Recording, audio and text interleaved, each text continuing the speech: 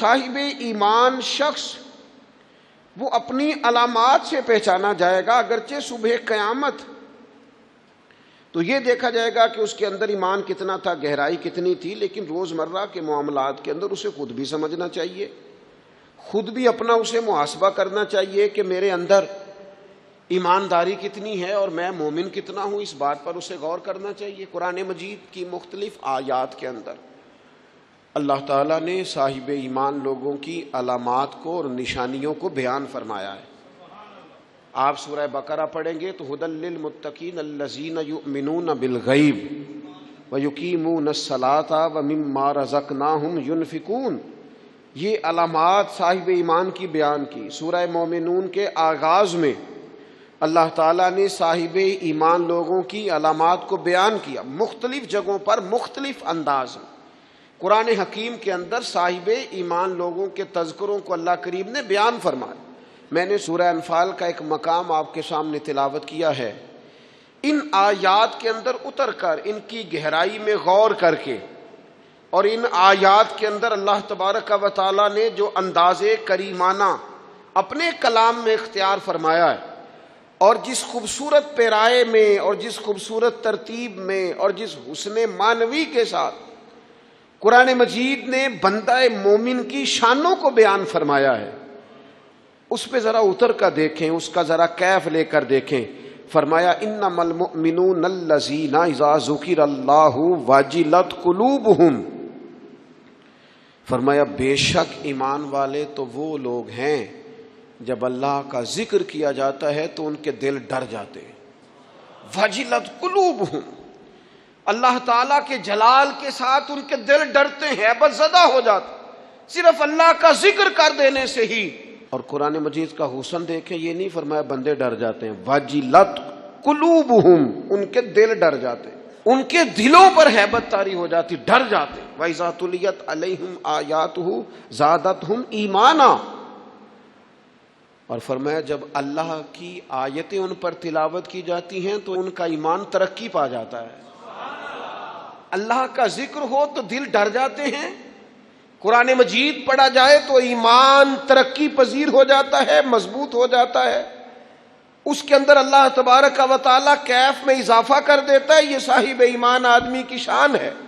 اور فرمایا یہ لوگ کون ہیں؟ وَعَلَىٰ رَبِّهِمْ يَتَوَكَّلُونَ، یہ وہ لوگ ہیں جو بھروسہ اپنے رب پر کرتے ہیں، ساری امیدیں ساری آرزویں اپنے مالک سے وابستہ کرتے ہیں، ان کا سارے کا سارا اعتماد اپنے مالک کریم پر ہوتا ہے۔ یہ مومنوں کی شان ہے۔ اور پھر ارشاد فرمائے الذین یقیمون الصلاۃ ومما رزقناہم ینفقون، یہ وہ لوگ ہیں جو نماز قائم کرتے ہیں اور جو کچھ ہم نے انہیں دیا ہے اس میں سے اللہ کی راہ میں خرچ کرتے ہیں۔ ایک تو ان کے دل ڈر جاتے ہیں اللہ کے ذکر سے، دوسرا یہ کہ جب قرآن مجید کی آیات تلاوت کی جاتی ہیں تو ایمان ترقی پاتا ہے، تیسرا یہ کہ یہ لوگ اپنے رب پر بھروسہ کرتے ہیں، چوتھا یہ کہ نماز کو قائم کرتے ہیں۔ الذین یقیمون الصلاۃ، نماز قائم کرتے ہیں، اپنے ظاہری اور باطنی تمام آداب کے ساتھ نماز پابندی سے ادا کرتے ہیں۔ وَمِمَّا رَزَقْنَاهُمْ يُنْفِقُونَ، اور جو ہم نے ان کو دیا ہے اس میں سے خرچ کرتے ہیں ہماری راہ میں۔ اللہ کریم نے فرمایا یہ جو 5 علامتیں ہیں، 5 اللہ تعالیٰ کا ذکر ہو تو دل ڈر جائے، وَإِذَا تُلِيَتْ عَلَيْهِمْ آيَاتُهُ زَادَتْهُمْ ایمانا، قرآن پڑھا جائے تو ان کا ایمان ترقی پا جائے، وَعَلَىٰ رَبِّهِمْ يَتَوَكَّلُونَ، اپنے رب پر بھروسہ کریں۔ الَّذِينَ يُقِيمُونَ الصَّلَاةَ، وہ لوگ جو نماز قائم کرنے والے ہوں، وَمِمَّا رَزَقْنَاهُمْ يُنْفِقُونَ، اور جو ہم نے انہیں دیا ہے اس میں سے ہماری راہ میں خرچ کرنے والے ہوں۔ فرمایا جن لوگوں کے اندر یہ 5 علامتیں پائی جائیں گی اولئک ھم المؤمنون حقا، فرمایا یہ سچے مومن ہیں۔ کرتے پھریں اپنے حساب سے لوگ تشریح نکالتے پھریں کہ میرے سے اچھا مسلمان کون ہوگا، لیکن رب کا قرآن کہتا ہے اپنا محاسبہ کر کے دیکھ لو، اس کا ذکر ہو تو دل ڈرتا ہے۔ اپنا محاسبہ کر کے دیکھ لو، قرآن کی آیتیں پڑھی جائیں تو ایمان میں ترقی ہوتی ہے۔ اپنے آپ سے پوچھ لو رب پر بھروسہ کتنا ہے۔ اپنے آپ سے سوال کرو نماز قائم کرنے میں تمہارا معیار کیا ہے. یہ دیکھو کہ تم اللہ کی راہ میں خرچ کرنے کے معاملے میں کتنے سخی واقع ہوئے ہو. اگر یہ 5 باتیں پائی جاتی ہیں تو اولئک ھم المؤمنون حقا.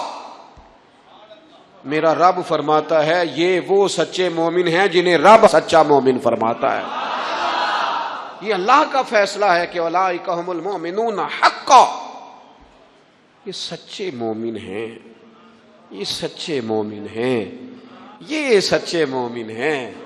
اللہ کہتا ہے یہ ہیں جو میں تمہیں بتا رہا ہوں, یہ ہیں میرے بندے, یہ سچے مومن. یا اللہ تو انہیں کیا دے گا, کیا عطا کرے گا جب تو کہہ رہا ہے کہ اولئک ھم المؤمنون حقا.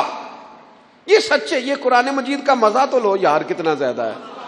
یہ سچے مومن ہیں. یا اللہ تو کیا دے گا انہیں؟ فرمایا لہم درجات عند ربہم, ان کے درجے ان کے رب کے پاس ہیں. اس کا ایک معنی مفسرین نے یہ کیا ہے, یہ جو کہا نا لہم درجات عند ربہم, ان کے درجے ان کے رب کے پاس ہیں. مالک فرماتا ہے اس کا ایک معنی مفسرین نے یہ کیا, یہ تو تمہیں قیامت میں پتا چلے گا کہ رب انہیں کیا کیا عطا فرمایا.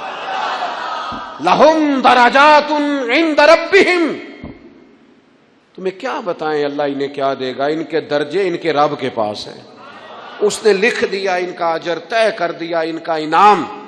ان کے لیے مالک کریم نے اپنی رحمت سے فیصلے کر دیے کرم والے. ہاں تم اگر دنیاوی طور پر دیکھنا چاہو, تم اگر سمجھنا چاہو تو فرمایا وَمَغْفِرَةٌ وَرِزْقٌ کریم. ان کے درجے ہیں ان کے رب کے پاس, اور ان کے لیے بخشش ہے. جو خطائیں ہو گئیں بھول کے وہ اللہ معاف کر دے گا, ان کے لیے بخشش ہے. اور یہ مت سمجھنا کہ صرف آخرت میں ہی نتیجہ ملے گا, یہ مت سمجھنا صرف بخشش ہی ملے گی, یہ مت سمجھنا کہ صرف اخروی زندگی ہی بہتر ہوگی. وَرِزْقٌ کریم, فرمایا ان کے لیے عزت والی روزی ہے. اوئے ہوئے ہوئے, اللہ کرے آپ سمجھیں قرآن مجید کا مزہ. وَرِزْقٌ کریم, انہیں میں باعزت رزق عطا کروں گا. روزی بھی ملے گی پر کہیں رسوا نہیں ہونا پڑے گا, روزی ملے گی پر ذلت والی نہیں. وَرِزْقٌ کریم. کبھی پلٹ کے دیکھو نا رب کے بندوں کی شان. اللہ انہیں رزق عطا فرماتا ہے تو عزت والا عطا فرماتا ہے. وقار والی روزی میں دوں گا, وقار والی. بس تم 5 چیزیں پیدا کرو اپنے اندر. ایک تو یہ دیکھو جب رب کی یاد ہوتی ہے تو دل ڈرتا ہے کہ نہیں, قرآن پڑھا جاتا ہے تو ایمان مضبوط ہوتا ہے کہ نہیں, تمہارا رب پر بھروسہ کتنا ہے, اعتماد خالق کتنا ہے, یہ اپنے اندر پیدا کرو. اور فرمایا نماز قائم کرو, اللہ کے راستے میں خرچ کرو. تم یہ 5 چیزیں پیدا کرو, رب کہتا ہے مومن بھی تم پکے ہو, درجے بھی بڑے دوں گا, جو خطائیں غلطی سے ہو گئیں وہ معاف بھی کر دوں گا. وَرِزْقٌ کریم, روزی ملے گی عزت والی. یہ کامل مومن کی نشانیاں قرآن مجید سورہ انفال میں بیان. ہم نا بعض ایسی چیزوں کا آہستہ آہستہ شکار ہوتے جا رہے ہیں جن میں ہمیں انتہائی زیادہ سمجھداری کی ضرورت ہے, معاملہ فہمی کی ضرورت. بندہ مومن کیا ہوتا ہے, اس کی علامتیں ہوتی ہیں, اس کی شانیں ہوتی ہیں. مومن کا ایک اپنا وقار ہوتا ہے, اس کی اپنی ایک الگ وزاداری ہوتی ہے, اس کا ایک اپنا اللہ تبارک و تعالیٰ نے سٹیٹس بنایا ہوتا ہے. ہمیں اپنا معیار قائم کرنا چاہیے, اور معیار وہ قلب سے قائم ہوگا, وہ روح سے قائم ہوگا, وہ باطن سے قائم ہوگا. بندہ مومن کا مقام سب سے پہلے اسے خود پتا ہونا چاہیے کہ میرا توکل کتنا مضبوط ہے. اسے خود پتا ہونا چاہیے. مجھے نہیں پتا آپ میں سے فجر کس کس نے پڑھی ہے, مجھے تو اپنا پتا ہے. یہ ہمیں خود پتا ہونا چاہیے کہ ہمارا معیار کیا ہے نماز کے معاملے. میں نہیں جانتا آپ کی جیبوں میں کتنا ہے اور آپ کتنا اللہ کی راہ میں خرچ کرتے ہیں. یہ بندے کا رب سے رشتہ ہے, یہ آپ جانے, آپ کا خدا جانے, میں جانوں, میرا رب جانے. اللہ کی ذات پر بھروسہ کتنا ہے, یہ لوگوں سے نہ پوچھتے پھریں، لوگوں کو نہ بتاتے پھریں، یہ تو دل کا معاملہ، اپنے آپ سے پوچھیں، اپنے آپ کو خود اپنے سامنے کھڑا کریں، اپنا حساب خود کریں، اپنے سے کبھی کبھی سوال و جواب کریں، اپنے سے گفتگو کریں۔ پر کیا کریں، ہم ساری زندگی اپنا دنیاوی معیار ہی ٹھیک کرتے رہے، اپنے پیسوں کا حساب ہی لگاتے رہے، گھر مکان گاڑی سٹیٹس آنا جانا سلام دعا کتنی ہے، یہ ساری چیزیں جن لوگوں کی مضبوط ہیں نیند ان کی کچی ہے۔ دنیاوی سٹیٹس جتنا لوگوں کا مضبوط ہے، سوچیں ان کی ٹوٹی ہوئی ہیں، نظریات بکھرے ہوئے ہیں، لفظوں اور جملوں میں کمزوری ہے، باتیں جو ہیں وہ محسوس ہوتا ہے کہ ابھی تک یہ بندہ اطمینان ہی نہیں حاصل کر سکا زندگی میں، ابھی تک کوئی گفتگو پکی نہیں، کسی بات میں وزن نہیں، کسی جگہ ٹھہراؤ نہیں، کب ہوگا؟ رب کہتا ہے پہلے اپنے دل سے پوچھ، یہ ادھر ادھر کی باتوں سے تو ڈرتا ہے، یہ رب سے کتنا ڈرتا ہے؟ پتہ ہے نبی پاک علیہ السلام کے صحابہ کا سٹیٹس کیا تھا، معیار کیا تھا رب سے ڈرنے کا؟ دو چیزیں ایمان کو مضبوط کرتی ہیں، ایک رب سے ڈرنا، ایک اس کی رحمت کی امید رکھنا۔ اللہ تعالیٰ کی رحمت کی امید بھی رج کے رکھنی ہے، اور اس سے ڈرنا ہے تو پھر بھی ذرا صحیح کر کے ڈرنا ہے، کچا پکا نہیں ڈرنا، ڈرنے کی کہانی نہیں بنانی کہ ہو جی اللہ سے ڈر لگتا ہے، وہ ڈرنا ہے۔ اس ڈرنے سے مطلب ہو کہ اعمال سنورے، اخلاق کردار کے معاملے میں انسان مضبوط ہو جائے، دیانتدار ہو جائے، سچائی والا ہو جائے، صبر و تحمل والا ہو جائے۔ امید بھی رج کے رکھنی ہے، ڈرنا بھی رج کے ہے۔ ایک بات ہے سیدنا عمر کی، شیر کی باتیں شیروں جیسی، حضرت فاروق اعظم کی ایک بات اس مضمون پر بڑی طاقتور ہے۔ حضرت عمر فرمایا کرتے تھے مجھے اپنے رب کی رحمت سے امید اتنی ہے کہ نبیوں رسولوں پیغمبروں کے بعد اگر یہ اعلان ہوا نا کہ ساری دنیا کے لیے فیصلہ اور ہے، ایک بندہ صرف جنت میں جائے گا، تو حضرت عمر کہتے ہیں مجھے پکا یقین ہے رب بڑا مہربان ہے، عمر کو جنت دے گا، یہ میری امید ہے اپنے مالک سے، وہ بڑا کریم ہے، مجھے پتا ہے میرے اوپر بڑی رحمت کرتا ہے، مجھ سے میرا مالک بڑا پیار کرتا ہے، اس نے کہنا چل تو کمزور ہے سب سے، تو تو جنت میں جانا۔ فرمایا جو بغیر حساب کے کہ جنت میں جائے گا، لگتا ہے میرے اوپر کرم کرے گا میں جاؤں گا، لیکن حضرت عمر کہتے ہیں مجھے ڈر اتنا لگتا ہے، اس لیے کہ جتنا کریم ہے نا اتنا بے نیاز بھی ہے، تے بے پرواہ نال یاری لا کے پیندے نے دکھ سہنے۔ کہتے ہیں اس کی بے پرواہی سے اتنا ڈرتا ہوں کہ اگر قیامت میں اعلان ہوا نا سب جنت میں چلے گئے، ایک رکے اس کا حساب سخت ہے، اس سے باز پرس کرنی ہے، استفسار کرنا ہے، ایک رکے۔ تو حضرت عمر کہتے ہیں مجھے ڈر لگتا ہے کہ وہ بندہ میں ہی ہوں گا جسے روک لیا جائے گا کہ تو ٹھہر پہلے تیرا حساب لمبا ہے۔ امید بھی رج کے اور خوف بھی رج کے۔ کچھ لوگ صرف خوف کا شکار ہیں، وہ بھی ٹھیک نہیں، کچھ نری امید ہی امید کی بات کرتے ہیں، ڈرتے نہیں۔ الایمان بین الخوف والرجاء، ایمان خوف اور امید کی درمیانی کیفیت کا نام۔ اپنے آپ کو دیکھیں، اپنے اوپر غور کریں، اپنے دل کا معیار چیک کریں۔ بندہ مومن کی کچھ علامتیں ہوتی ہیں، اس کی کچھ شانیں ہوتی ہیں، ان شانوں پر غور کریں۔ ہم نا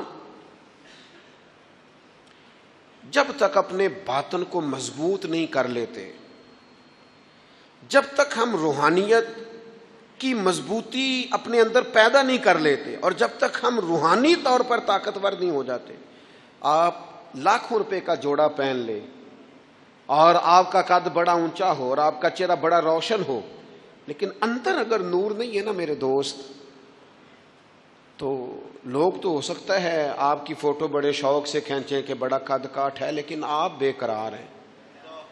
آپ کو پتہ ہے کہ اس مہنگے لباس کے اندر میرا دم گھٹ رہا ہے، آپ کو محسوس ہوتا ہے کہ اس کشادہ مکان کے اندر بھی مجھے بے قراری محسوس ہوتی، آپ اپنے اندر ایک عجیب سی تکلیف محسوس کرتے ہیں۔ لیکن اگر آپ کا باطن مضبوط ہو جائے، اللہ پہ بھروسہ ہو جائے، زندگی اس کی بارگاہ میں جھکنے والی ہو جائے، رسول پاک کے دروازے کی گدا بن کے بندہ جینا شروع کر دے، آپ یقین کریں سادے کپڑوں کے اندر بھی کئی دفعہ بندہ محسوس کرتا ہے یار میرا لباس تھوڑا سا سستا ہے، پر اللہ تعالیٰ نے جو مجھے ایمان عطا کیا ہے وہ سب سے زیادہ مہنگی چیز ہے، وہ سب سے زیادہ طاقتور چیز ہے۔ اپنے باطن میں خاص خصوصیات پیدا کریں، اپنے آپ کو ٹائم دیں، اپنی قلبی کیفیات پر زیادہ توجہ کریں۔ زیادہ مجھے فوٹو شوٹو کھینچنے کا زیادہ تجربہ نہیں ہے، مصروفیات زیادہ رہیں تو میں اس طرف نہیں آ سکا۔ تو ایک بچے نے مجھے، ایک دوست نے ایک دن بتایا کہ وہ تصویر کھینچنے کے بعد پھر اس پر کچھ کام ہوتا ہے تو فوٹو اور زیادہ سونی لگنے لگ جاتی ہے۔ اس نے بات کر دی، میں نے سن لی، وہ بات کر کے گزر گیا۔ تھوڑی دیر کے بعد مجھے کہنے لگا پریشانی ہے؟ میں نے کہا نہیں۔ کہنے لگا میں نے ایک سادی سی بات کی تھی، پتہ نہیں کوئی آپ تو کہیں کھو گئے، اس کے بعد میں نے دو چار باتیں کی ہیں پر آپ نے ہاں نہ ہی نہیں کی، توجہ نہیں کی۔ میں نے اسے کہا، میں نے کہا پتر تو آکھیا ہے فوٹو تے تھوڑی محنت ہو جائے تے سونی لگن لگ جاندی، تے میں سوچن لگ پیا جے بندہ تھوڑی جی محنت دل تے بھی کر لے، تھوڑی جی محنت نہ دل تے کریے تے جے کدے وہ سونا ہو جائے نا، پاک ہوویں تے پاک ہی ملدا ہی، تے بنا پاکوں پاک نہیں ملدا۔ سارے جسم دے دھون دے نالوں اکو تولا ہے ٹکڑا دل دا۔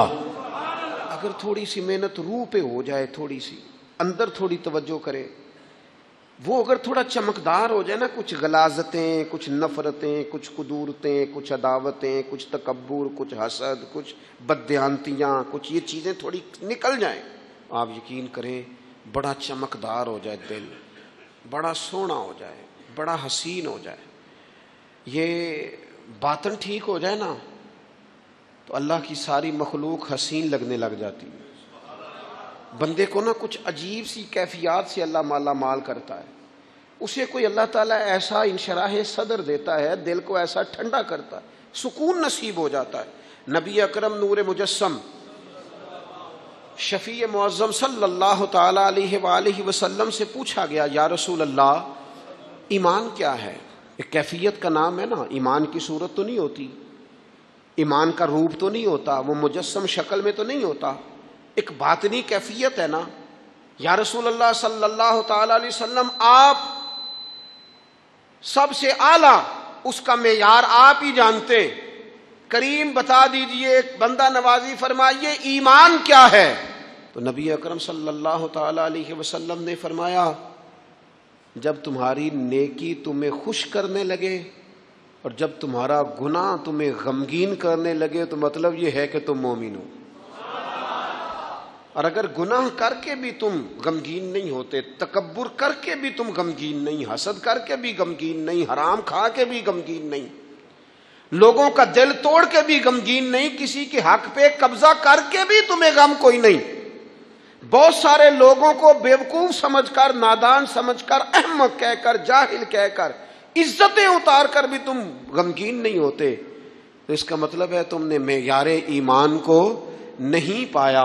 حضور فرمانے لگے نیکی خوش کرے اور گناہ تجھے غمگین کرے۔ آپ یقین کریں اب نہیں کرتا لوگوں کو گناہ غمگین، لوگ کسی بندے کا دل توڑ کے، اس کی عزت اتار کے، اسے پریشان کر کے، جھڑک کے کہتے ہیں، آیا تھا بندہ سنائیا میں نے چار، وہ تو نے گناہ کر کے اب تو بتا رہا ہے، کسی کو ڈانٹ ڈپٹ کے دل توڑ کے کہانیاں سنا رہا ہے، چلاکیاں کر کے اور تیزیاں دکھا کے، یہ تو بندہ مومن کی شان نہیں ہے۔ میرے کریم نے تو فرمایا نیکی تجھے سکون دے، اور جب تو گناہ کر کے غمگین ہو تو اس کا مطلب ہے تم مومن ہو۔ تو فوراً عرض کی، یا رسول اللہ پھر بتا دے گناہ کیا ہوتا ہے؟ تو حضور فرمانے لگے جو چیز تیرے دل میں کھٹکے وہی تو گناہ ہے۔ وہ جو چبھ رہی ہے نا، مومن کے دل میں غلطی چبھتی ہے، کھٹکتی ہے، اسے پریشان کرتی ہے یہ غلطی، اگر وہ چبھتی ہے تو پھر اس کا مطلب ہے وہ گناہ ہے۔ آج کل نا لوگوں نے گناہ کو گناہ سمجھنا چھوڑ دیا ہے۔ کسی نے کہا تھا جنوں کا نام خرد رکھ دیا، خرد کا جنوں، جو چاہے آپ کا حسن کرشمہ ساز کرے، آپ جو چاہیں نام رکھیں، جو آپ کی طبیعت آئے آپ وہ کام کریں، آپ اپنی مرضی سے نیکی اور بدی کا معیار قائم کر لیں، یہ ٹھیک نہیں ہے۔ اللہ کے رسول صلی اللہ تعالی علیہ وسلم نے جو آئینہ ایک بندہ مومن کے لیے بنایا ہے، اس آئینے کو ہمیشہ برقرار رکھا جائے۔ اپنے اندر وہ علامات تلاش کی جائیں جو ایمان کے بعد مومن کے اندر تبدیلیاں آتی ہیں، قلبی طور پر، روحانی طور پر اور اخلاقی طور پر۔ میں دیکھتا ہوں آج کل نا ہمارے ہاں سب سے زیادہ جس چیز کا فقدان ہے وہ محبت ہے۔ ہمارے لہجے، ہمارا انداز، ہمارا طریقہ، ہمارا اٹھنا بیٹھنا، اس کے اندر نا محبت نہیں۔ ہم نا لہجے الفت والے نہیں، مزاج محبت والا۔ کسی جگہ یار کوئی چلو پنجابی بندے ہیں، ایک دیسی گل تو انہوں سنانے میں مزہ آئے گا۔ وہ ایک جگہ نا کہیں ہم بیٹھے تھے ایک دفعہ، تو کسی شخص نے کسی سے کوئی لینی دینی تھی چیز، تو اس نے بات کی، تو آپ کو پتہ ہے وہ ریٹ لینے والا بہت زیادہ مانگ لیتا ہے اور دینے والا کوشش کرتا ہے صفر سے شروع کروں، نیچے سے ریٹ دیتا ہے۔ اس نے کوئی بات کی، ریٹ تھوڑا بتایا، تو سامنے والا ناراض ہو گیا، کہنے لگا تو کس طرح دا بندہ ہے، کنج دی گل کی تھی۔ اب یہ جو ریٹ لگانے والا تھا اس نے بڑا حسین بات کی، وہ بندہ جواب میں بڑے غصے میں آ گیا، اس نے تلخ لب و لہجہ، لگتا تھا تھوڑی دیر کے بعد اٹھ پڑے گا، گریبان تامے گا۔ تو ہنس کے کہنے لگا یار وہ لینا دینا تے مقدرہ ہے، گل تے پیار نال کر۔ میں نہ جناب شاعر مزاج آدمی نہ کئی دفعہ پورا فدا ہو جاتا ہے، میرا دل کرے اس بندے کے ہاتھ چوم لو، اس نے کمال بات، اس نے کہا لینا دینا تے گل تے پیار نال کر یار، دو گھڑیاں دا بہن ہے، ذرا پیار سے بات کر۔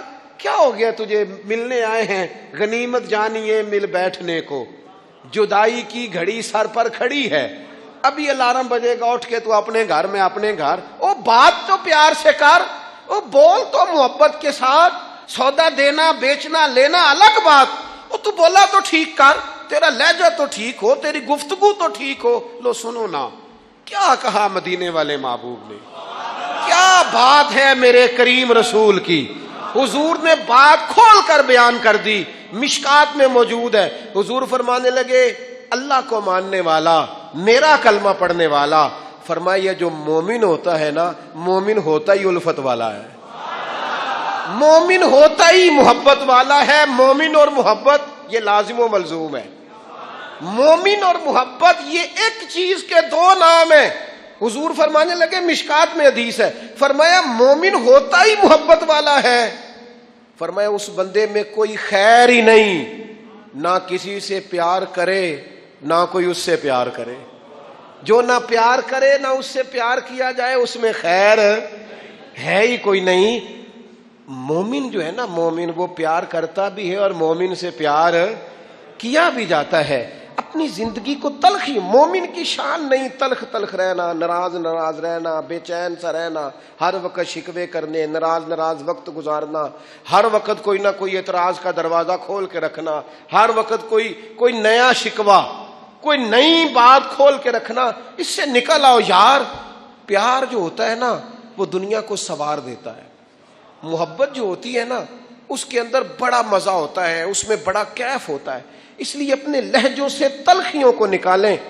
ہمارے ہاں نا ایک بہت بڑا مسئلہ ہے، بالخصوص ہم جو صوفیاء کی جماعت ہے نا، اس میں بعض لوگوں کا خیال ہے کہ میں نا فلاں درود پاک پڑھوں گا تو نبی پاک کے قریب چلا جاؤں گا۔ کوئی شک نہیں، درود پڑھنے سے حضور کا قرب ملتا ہے۔ بعض لوگوں کا خیال ہوتا ہے کہ نعت شریف کی برکت سے محبوب کے قریب جاؤں گا۔ کوئی شک نہیں، نعت پڑھنا اور نعت سننا یہ بندے کے دل کو حضور کی محبت کے اندر بڑا مضبوط کر دیتا ہے۔ کچھ لوگوں کا معیار ہوتا ہے کہ میں اتنے وظائف اس ٹائم میں مکمل کروں گا تو میں نبی پاک کے قریب جاؤں گا۔ تو حضور نے تو خود بتا دیا میرے قریب کون ہے۔ درود پاک پڑھنے والے کو بھی قریب بیان کیا حضور نے، جہاد کرنے والا، عبادت کرنے والا، ریاضت کرنے والا، دین کی خدمت کرنے والا، یہ سب حضور کے قریب ہیں۔ پر نبی پاک علیہ السلام نے فرمایا تم میں سے، یہ بخاری ہے، فرمایا تم میں سے میرے یہاں میرے قریب سب سے محبوب وہ شخص ہے جس کے اخلاق زیادہ اچھے ہیں، جس کا رویہ لوگوں کے بارے میں ٹھیک ہے، جس کی نیتیں، ارادے، لہجے لوگوں کے حق میں نرم ہے، وہ میرا محبوب ہے۔ حضور فرماتے ہیں میرا محبوب ہے، میرا وہ پیارا بندہ ہے، وہ میرا محبوب ہے امتی۔ تو حضور کا محبوب بننے کا بہترین طریقہ یہ ہے کہ اپنا اخلاق ٹھیک کیا جائے۔ ایک بات اور کرنی ہے، جو دور میرا اور آپ کا دور ہے نا، یہ تیز لوگوں کا دور ہے، چالاک لوگوں کا دور ہے۔ لوگ ایسی ایسی بات سناتے ہیں کہ بندہ حیران ہو جاتا ہے۔ چالاک مزاج، تیز طبیعت۔ میں نے اپنی زندگی میں بڑے بڑے تیز لوگ ناکام ہوتے دیکھے، اور بڑے بڑے بھولے بندے، سیدھے سادے، لیکن ان لوگوں کو اللہ تعالیٰ نے اتنا نوازا ہے، اتنا کرم فرمایا ہے۔ لو سنو، ترمذی ہے، نبی اکرم صلی اللہ تعالی علیہ وسلم نے فرمایا جو مومن ہوتا ہے نا، وہ بھولا بھالا ہوتا ہے اور شرافت والا ہوتا ہے۔ بلکہ ایک حدیث میں تو حضور فرماتے ہیں مومن اتنا بھولا ہوتا ہے کہ سامنے والا اسے بیوقوف سمجھنے لگ جاتا ہے، اس کا خیال ہوتا ہے اسے تو عقل ہی کوئی نہیں۔ مومن بھولا بھالا۔ اور ایک حدیث میں یہ بھی لفظ ہیں کہ جنت میں اکثر بھولے بھالے لوگ جائیں گے۔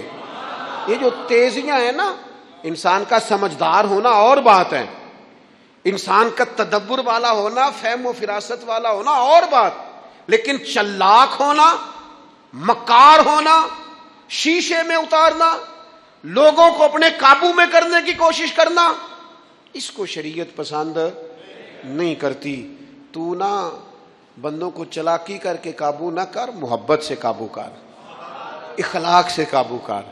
تو اپنے انداز، بڑی بڑی عجیب داستان سرائی کر کے لوگ دنیا کو جیتنا چاہتے ہیں، اس سے انسان کے اندر کمزوری آتی ہے۔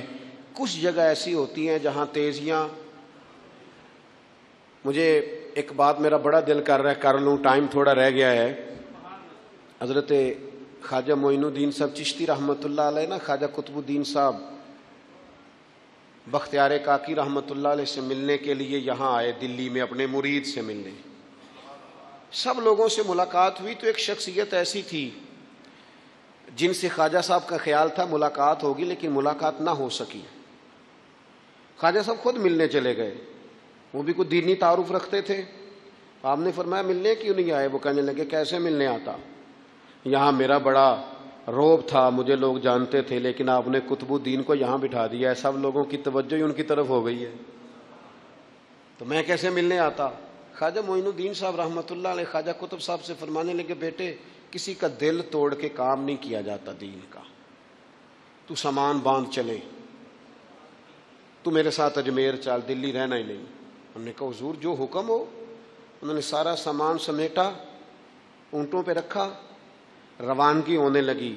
جب دلی سے باہر نکلے نا شہر سے، تو سارا شہر امڑ آیا، حتیٰ کہ بادشاہ وقت بھی منتیں کر رہا ہے، لوگ رو رہے ہیں حضور خواجہ قطب کو نہ لے کے جانا۔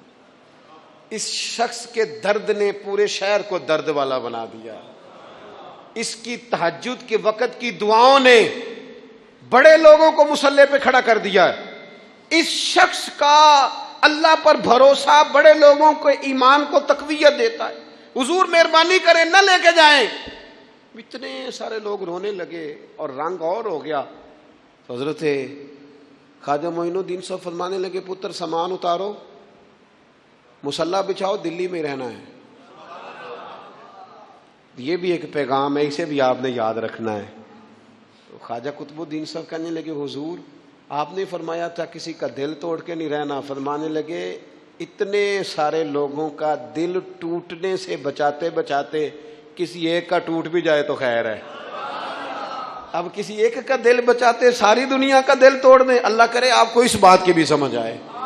ہم نا بعض اوقات کسی ایک کا دل بچاتے، ایک کا، صرف اپنا گھر بچاتے ساری دنیا توڑنے لگے ہو، صرف ایک شخص کی رضا کی خاطر ساری دنیا کو توڑ دو گے۔ ایسا نہ کرنا اپنی زندگی میں۔